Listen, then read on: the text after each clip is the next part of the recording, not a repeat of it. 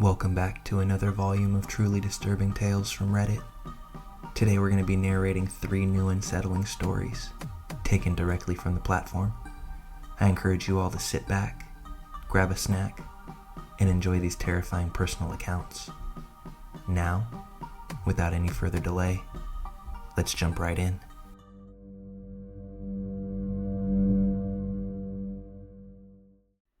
After binging hours and hours of these readings from the subreddit, my mind is in a dark place, though I can't entirely blame it. My brain tends to head here often. My own personal story happened about 7 years ago, but requires just a little bit of background. My best friend and I grew up in a sleepy, wannabe New Jersey, Central Florida town, and were the outcasts. We had met in 6th grade when I'd overheard her talking to another classmate about bionicles, my 11-year-old self's passion. We became fast friends, and soon were inseparable. Then began the gauntlet of sleepovers, birthday parties, and family gatherings. We were practically siblings. She was the first person I'd come out to as bisexual, and in turn, I was the first person she'd told about being trans. Her home life was tumultuous though, and I can't say mine was any better. We often had a habit of taking refuge at each other's houses. Like I said, we had become like siblings. Her father was an alcoholic, strict and prone to physical discipline. Her sister was a stuck-up girl who soon gravitated towards the jocks when we entered high school. And her mother was a pseudo-vegan hippie love child held over from the 80s. When I was 23, herself 22 at the time, we had another long night of sleeping over in order to let her escape yet another fight with her mother. She had recently lost her job at Walmart, and I was going in to my first shift at Taco Bell the next day. On the drive home the next morning, she excitedly told me that since she now had her own vehicle, she would be applying at pizza places that were in need of a driver. I was proud of her. It was the first time she'd hunted for a job on her own, as I'd usually been the one to coax her to apply where I was working. Not that she ever lasted very long. My first training day goes by quite well. My coworkers are friendly and try to get me to talk more. My manager likes to playfully embarrass me, a fat white guy, by trying to get me to talk hood to other workers. Being that it was a training day, it wasn't a very long shift, but I had been up early in anticipation, and this was my first day on the job in a few months. I got home around noon, informed some of my internet friends that my first day had gone well, and around 5 p.m., I start to wind down, drained from a good day. As I'm preparing to lay down in my bed, I get a Steam message. It's my friend, lamenting another fight with her mother, and asking if she could come over. Now, I had started to grow a bit weary of the fights on their end. I had begun to repair my relationship with my family and a few friends, and I had given her advice many times on how to better approach things. In my infinite wisdom and eagerness to sleep, I left the message on read and drifted off into slumber. Around 8 p.m., I'm awakened by her bursting into my room in a panic. Having just been ripped from a dream, I'm groggy and disoriented. I drag myself to the bathroom to relieve my bladder and come back to the room to find her rocking back and forth on my bed. It's at this time I notice that she is covered in blood. So I asked what happened. She informs me that she just saw someone murder her mother with a knife. My mind goes absolutely blank. In the deepest parts of my mind, alarm bells start ringing. Isn't that rocking back and forth a bit overdramatic? Why didn't she call the police? But then again, this is my best friend. I've known her for over a decade now, and we were the only 2 people in the world that we could count on. I suppress my feelings and go inform my sister and stepfather. My mother had passed away the year prior, and it was roughly a month to the anniversary of her death. We were all in a dark place, antisocial as always. It was the only way we knew how to handle emotional issues. When I inform my family what had happened, they immediately go to the same place that I had, though they are far more vocal about it. I offer excuses I knew myself were flimsy and return to the room, phone in hand. I convinced her to call the police, and I can hear her explain the details over the phone. A story centering on a man in a black ski mask. When the cops arrive, she swears up and down that it's most likely her father. They send cars over to check the crime scene and take her in for a statement. I ride with her in the back of the cop car over to the sheriff's office, as she still seemed nearly inconsolable. It gets to be around 2 a.m. Her sister was brought in, as was her father. I have work the next morning and request to be taken home by a police officer. It takes me a while to get to sleep that morning, but as day breaks, I rise up and get ready for work and head in. I'm sitting there for most of the shift quietly when my manager asks, "What's wrong?" I inform him how I spent the last day, but decide to work the rest of my training shift. When I get home from work, my sister intercepts me before I have a chance to head to my room. I'm met with the most wild-eyed look that I've ever seen, and I just can't place it.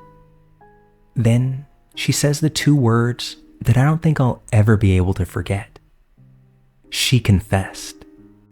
What I learned then is that my friend's mother had threatened to kick her out of the house if she couldn't find a job, and in a rage, she had taken a kitchen knife and stabbed her mother repeatedly.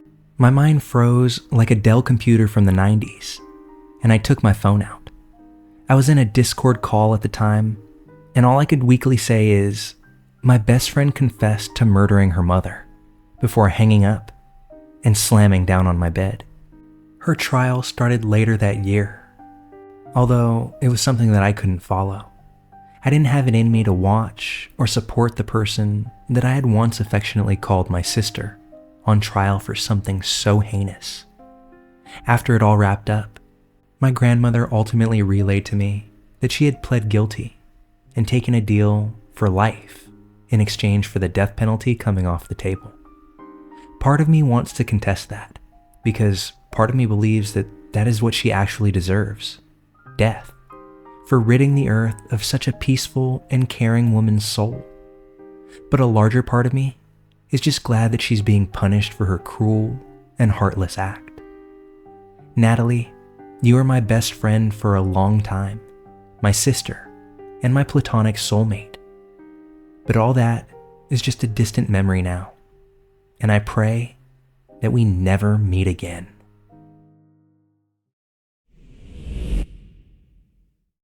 As an elementary school teacher for nearly 20 years, I've had my fair share of challenging students in my time. But there was one particular student, let's call him Timmy, that will always hold a spot in my memory. And once you've heard this story, you'll certainly understand why. Timmy was a quiet boy with a mop of unruly brown hair and big, innocent-looking eyes. He seemed like any other 9-year-old when he first entered my classroom. However, something about him struck me as unusual from the very beginning. It was as if he carried an air of darkness around him, a hidden uncertainty that I just couldn't imagine any 9-year-old having at that age.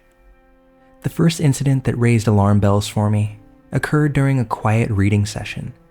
The classroom was nearly silent as students buried their noses in their books. But in the midst of this serene moment, I looked up and noticed Timmy staring at one of his classmates, Sarah, with a sinister expression upon his face.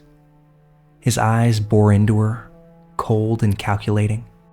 Sarah must have sensed his gaze upon her because she looked up and met Timmy's eyes. But she froze in place, with her face nearly draining of all color. I walked across the classroom to assess what was going on. Timmy blinked and quickly averted his gaze when he saw me approaching. "Is everything okay here?" I asked, trying to remain calm. Sarah nodded shakily, but her eyes were still affixed on Tommy, as if she'd seen something terrifying. I decided to let it go as an isolated incident, hoping that it was just a child's fleeting curiosity. But the next episode, I found even more unsettling.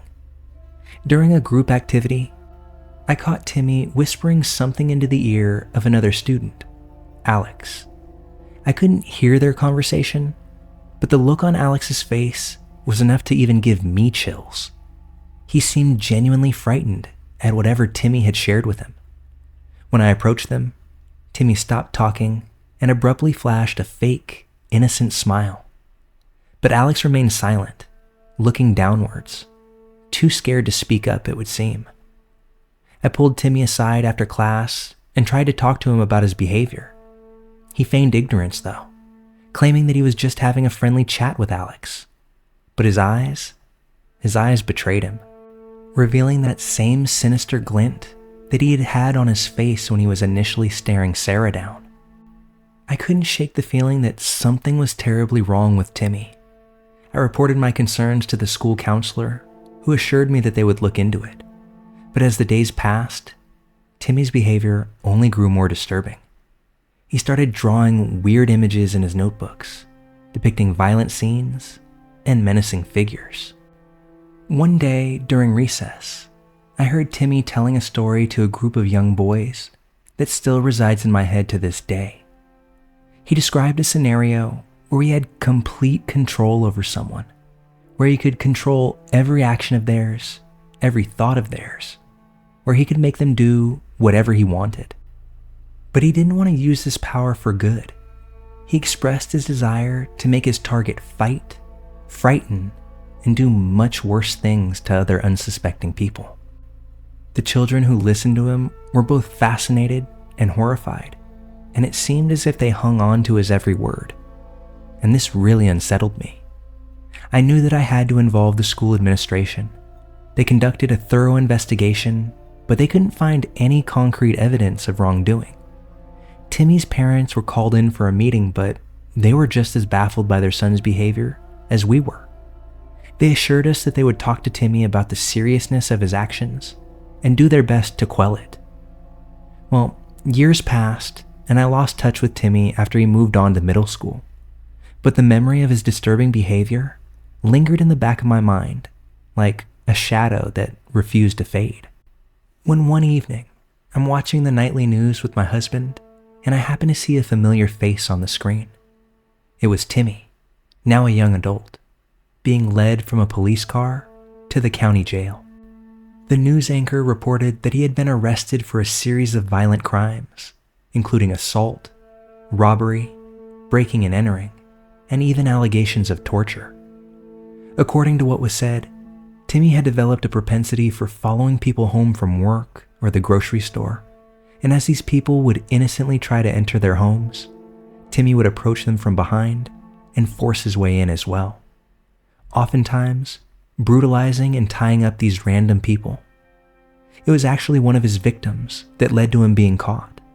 A young woman who had been surprised by Timmy waiting for her in her living room, fought tooth and nail to prevent him from tying her up and doing whatever it was that he had planned. When she was able to escape from her apartment, she flagged down the first motorist she found, and that happened to be an off-duty police officer. He was able to track down Timmy basically at the scene, finding duct tape, zip ties, gloves, and a 6-inch hunting knife on him. My heart sank as I realized that the darkness I had sensed in him as a child had evolved into something far more malicious now. The news story sent shockwaves through our small community. People struggled to reconcile the quiet, innocent-looking boy that they had known with the criminal that he had become. It was a stark reminder that sometimes the most unsettling behaviors in children can foreshadow something much more sinister in the future. As I watched Timmy being led away, I couldn't help but wonder if there was something more that we could have done back in elementary school to intervene and help him. It was a chilling lesson in the unsettling truth that some stories are best left untold, and some encounters are better left unremembered.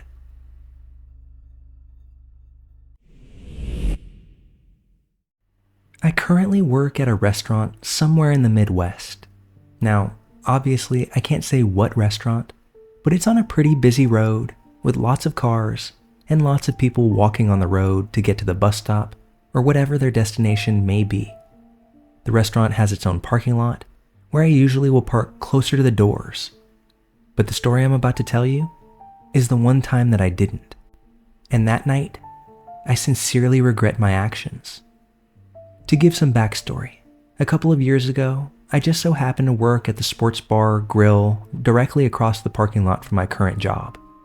I worked there for almost 4 months, and I have plenty of interesting stories about that place, but that's for another post.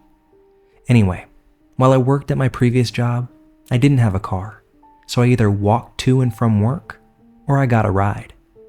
Now mind you, I would walk home at around 10 p.m. some nights on a barely lit road where there weren't always cars driving by. This naturally made me wary, and this was on top of the fact that older men would constantly hit on me as a minor and make me feel ever watched. This backstory of my old job might not seem important at the moment, and I didn't think it would ever become relevant again. But it matters in the end, I promise. While working at my old job, I was a minor as previously stated, but that never stopped drunken men from approaching me and being inappropriate. There was one man in particular who I never forgot about, and who came back to haunt me in just about the worst way possible. The man was taller, quite good looking, and always wore expensive looking clothing and accessories. He had a very elegant vibe to him, which is why I didn't feel uncomfortable when he would talk to me while I was working. He started out very polite, asking about how work was going, how my day was, stuff like that. But as the weeks went on, he would ask more and more personal questions, which began to make me just a little bit suspicious of him. The event that occurred right before I quit was a night that I wish I could forget when thinking back on my days at that sports bar. I remember it being a long night, probably because it was a sports season and our restaurant would get very busy. And as a hostess, it was stressful trying to take calls when there was shouting because the hockey team won a golden cup or whatever it is they win.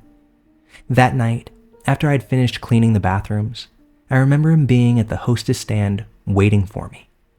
I approached him and tried to make polite conversation, but I could tell immediately that he was acting strange.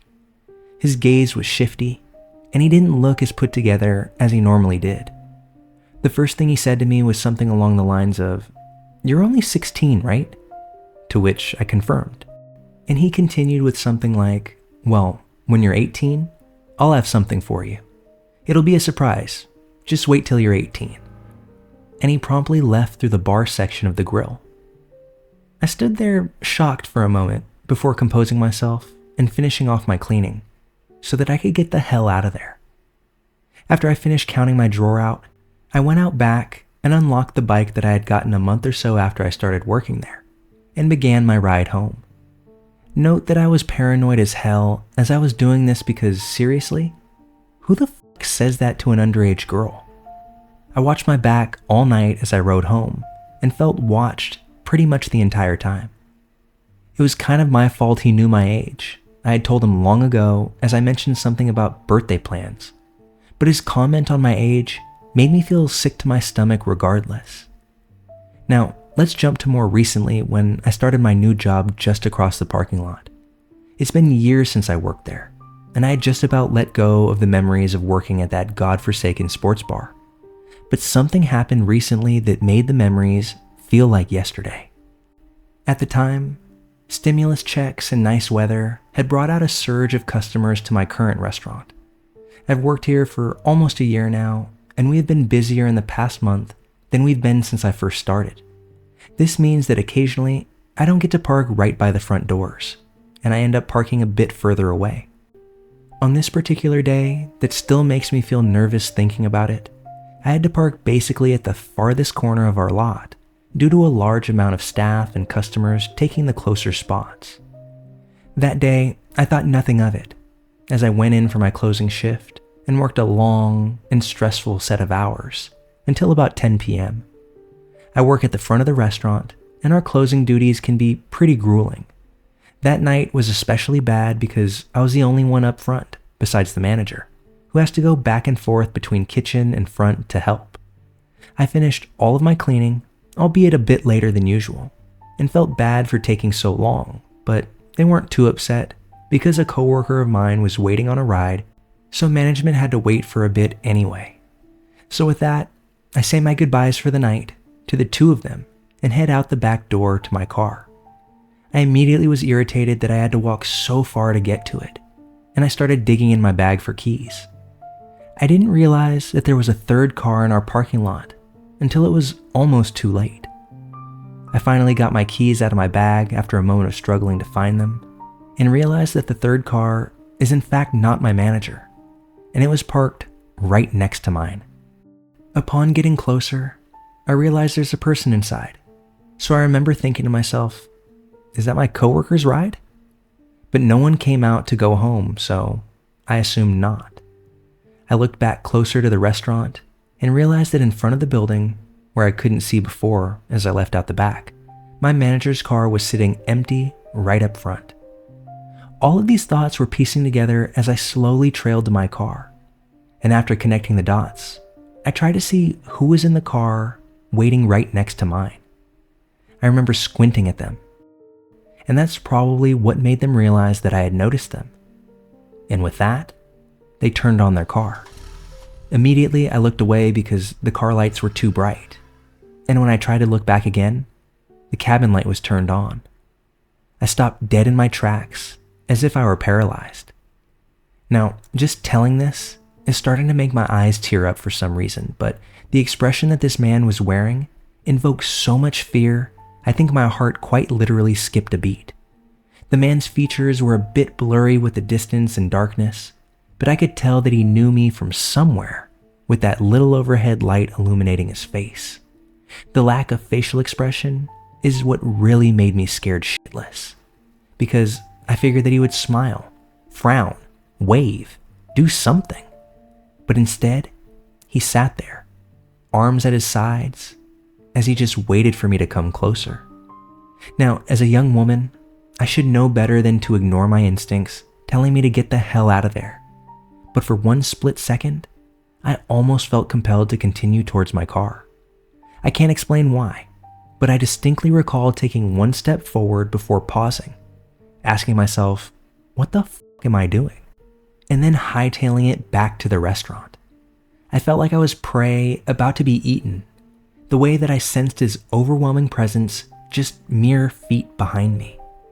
The whole time I debated going back and then running to safety, but he just sat in his seat and didn't move an inch. Or so I assume, because I didn't look back until I reached the door. I glanced back at his car for a split second as I was dashing inside, and all I remember seeing was his cabin light had been turned off, and I could only see a dark figure in the driver's seat. That menacing light no longer illuminated his face. I didn't need to see his face to know that he was still staring. I could feel his eyes boring right into me. After scaring the hell out of my coworkers by yanking open the back door as I did, I explained what had happened. They both immediately got serious and told me to wait with them while they waited for my other workers' ride. We sat for a few more minutes. They talked about how freaky that situation was and how they'd call the cops if he was still there when we went outside together. I just sat in silence. I was silent because in the few minutes after the encounter with that strange man, I knew that I recognized him from somewhere. He was the same guy who had told me to wait for him when I turned 18. It took me a while because he didn't look like he used to. He looked much more ragged, a bit older, and much, much scarier. I don't know if he saw me that day as I brought out the trash or maybe when I walked into work, but he knew that I was there somehow, and that scared the shit out of me. When their ride finally arrived, we all walked out together, and my eyes instantly shot to the area where I knew his car was parked. But it was just my car though, waiting for me to climb inside and get home ASAP. The manager saw my coworker off into their parents' car and then walked me to mine. She helped me check under my car and inside, as apparently she had dealt with a stalker before and knew all of the tricks to stay safe. I thanked her profusely and got in, locking my doors immediately. I watched her as she walked to her car and began to leave the lot. I looked frantically to see if I could spot his car anywhere in the shopping area that connected with our parking lot, but found nothing. I lived close by my work, so I took a long way home that night, fearing that he was waiting for me to go home, maybe to do something sinister. Needless to say, I didn't sleep well that night, as I kept thinking that he was in the darkest corner of my room with that hollow expression on his face, I considered making a police report, but seeing as the police tend to be useless in scenarios such as this, and I literally only had a first name, which could have been fake, I decided against it. The weeks after this occurrence, I hadn't seen or heard from him, but I still think about him every time I leave the building, half expecting him to be either standing outside ready to snatch me or parked right next to my car. Now, I always leave with my coworkers, as my parents insisted I begin doing after I told them about what had happened. Even now, I still wonder why he remembered that I was 18, because I had almost completely forgotten him. And now, I hope that I never do find out what surprise he had waiting for me. All in all, I definitely think I've earned the right to say this. Creepy man, whose name may or may not have been Michael, let's not meet.